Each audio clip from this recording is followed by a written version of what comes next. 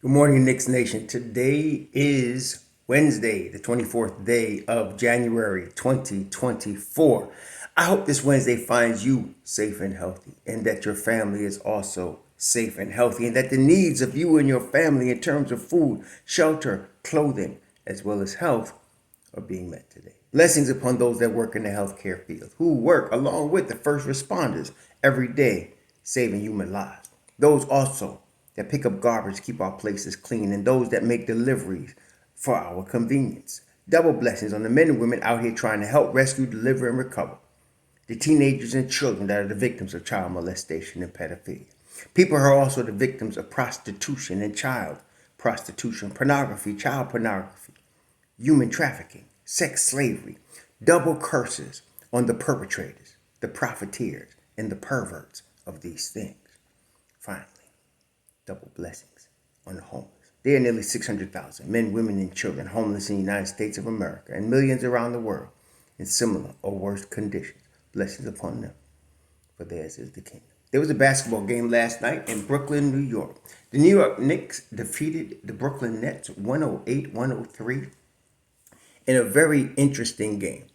The Nets, you could half say this was like a trap game because the Nets were losers of 8 of their last 10, 11th in the East and fading fast.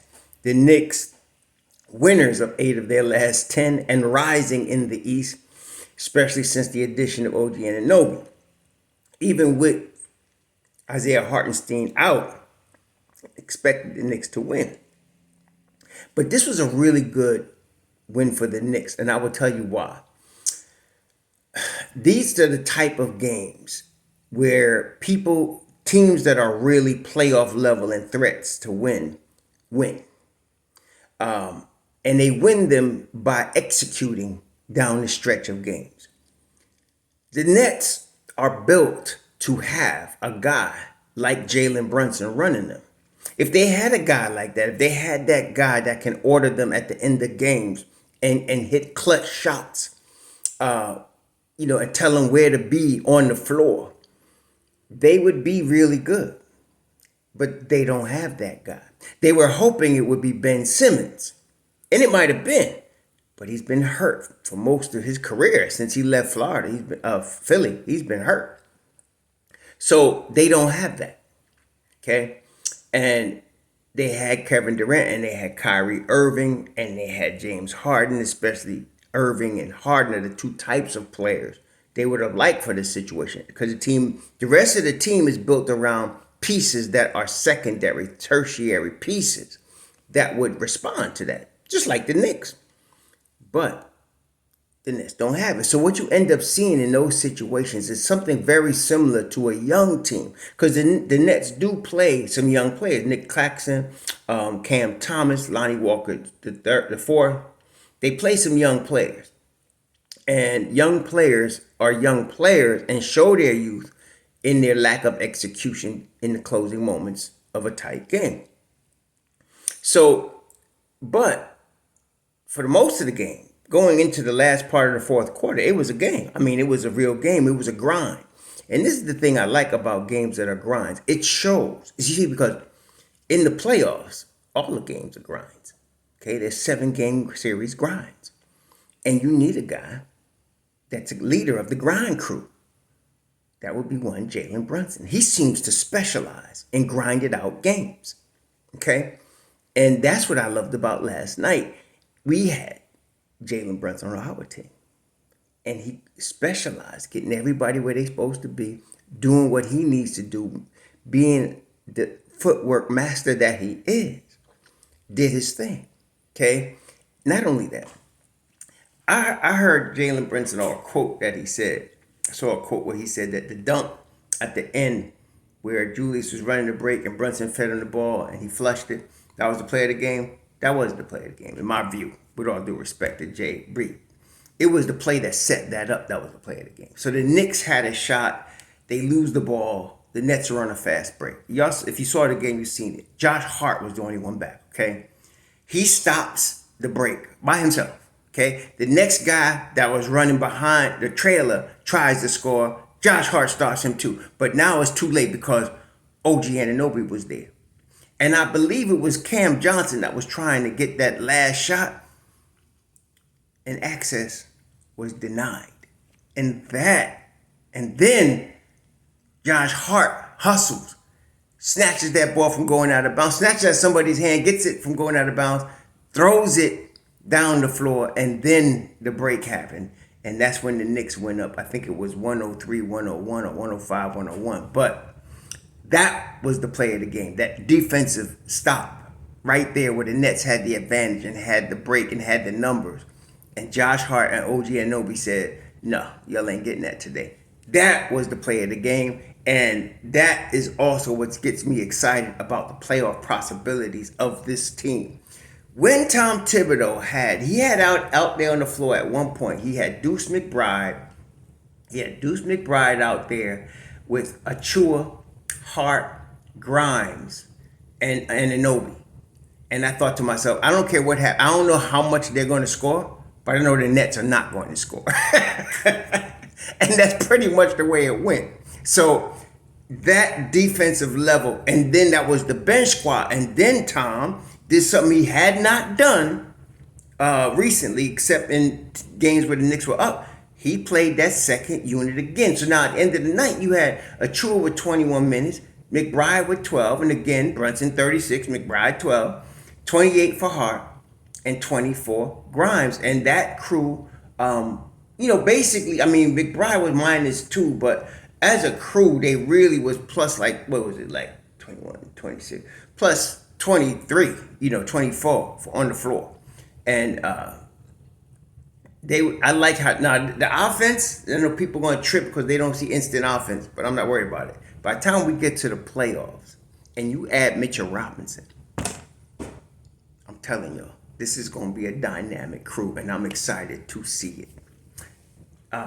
Anunoby scored 10 points, but it wasn't the points. And this is what I tell you all about Quentin Grimes. It's not the points or the shooting you look at. It's the defense you watch. And Grimes and Anunoby were locked down on the perimeter. Locked down. You have to be a guy like myself that have seen so many years of bad perimeter defense in New York. And I mean bad. So many years of terrible defense on the perimeter. Like from, Jose Calderon style, where we knew, or Moutier style, where we knew whoever was the other guard, whoever was the small forward was going to get into the lane at will against the Knicks. To be appreciative of what you're seeing on the defensive end right now. It's amazing. Some dude said to me, I don't understand. I can't see it with Grimes. I was like, man, you need to get some glasses or I can't help you. To watch this kid play defense is joy, man. And so with Grimes and Anunoby and Sims steps in 27 minutes, does a tremendous job. And again, it was evenly divided. Sims played 27 minutes. Achua played 21 minutes. There's your 48 minutes at the 5 spot.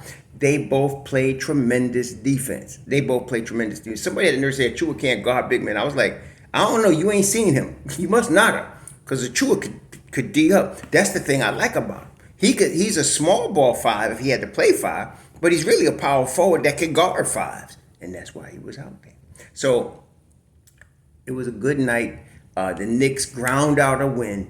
And guess what? Isaiah Hartenstein got to rest his foot. The next game is not until tomorrow, Thursday. So hopefully, I'm thinking between Thursday and Saturday's game against the Heat, 2 big games for the Knicks, that Hartenstein will be back.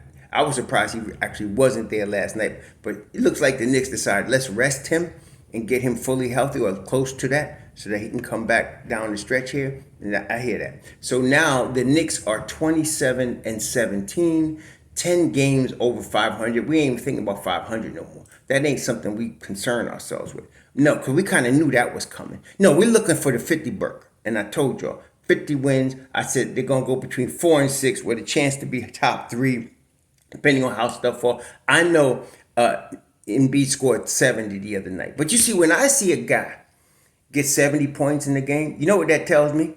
That he had to carry his team. And if he doesn't do that, they lose. Okay? Because you know what? You want to win in the league? Yeah, you need dudes like Embiid, but you need them ancillary pieces to carry you, to help you. Like, for example, the New York Knicks. So you got Brunson, right? Then you get a Randall. Now, last night, I don't know if y'all noticed, there was a point in the game the Knicks needed to stop and a rebound. They're going Randall got it. Got to stop and snatch the board out of people's hands, just took it. The thing about Randall that scares me is when he's on the fast break. Oh my God. It's always been a train wreck waiting to happen. Matter of fact, he is. I was looking at him last night. I said, this dude's a freight train, man. And either he's going to bowl his way and get a basket or he's going to turn that mess over. And yeah, so, but he got that rebound and they started a break and he scored. And I was like, yeah, the freight train, baby. That's what we need. So we have him. Then you go ahead and add, you got the nerve to add OG Anunoby. And then you got Dante. He was off again defensively at the beginning of the game. But by the end of the game, homie, we heard that pop sound where his head came out his behind. And all of a sudden he was playing. Third and fourth quarter, Dante started playing. And then, of course, JB. And then, as I mentioned, Jericho Sims did a job with the Chua. I was very proud of the whole team last night. And I'm very excited the way they ground out that win. Because that's how you grind out playoff wins. And Brunson is built for it, yo. Brunson is built for it. So I'm excited about our team. But you see, for Philly, you got to have your star dudes get 70 for you to win. I mean, I don't know. I like the chances of either Cleveland or New York taking that third spot. I like the chances of that. Cleveland has been balling. They're 8-2 in their last 10. They have won 8 straight. They are the hardest team in the NBA right now. They have won 8 straight. And that's without Darius Garland and without Evan Mobley, which is the biggest loss in my view. They are balling. And of course, your boy Donovan Mitchell is leading the pack. So right now, the Knicks are in the 5th seed, and they're a half game behind the 4th seed with Cleveland. Now, Cleveland plays Milwaukee tonight. And then they play Milwaukee again on Saturday.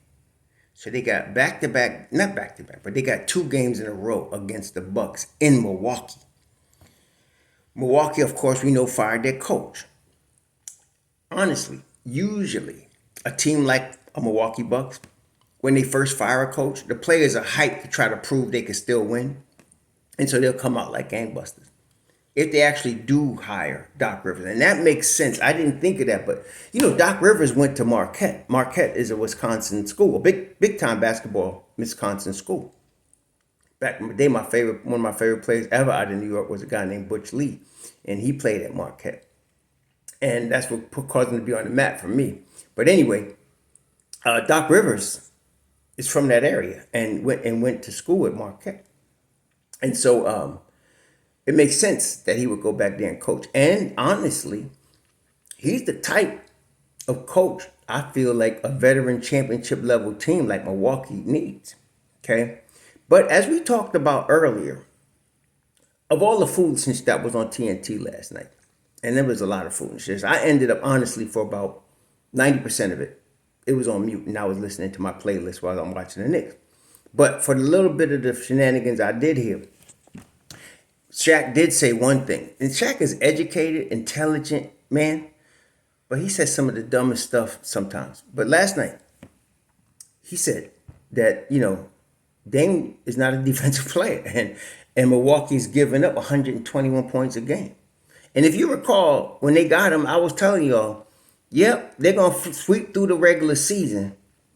But the playoffs going to be a different story because you got to grind out stops in the playoffs. And I'm going to tell you right now, Damian ain't going to be able to do it. What the Milwaukee Bucks are going to have to do is depend on Malik Beasley, which they've been doing. But the playoffs is a different animal.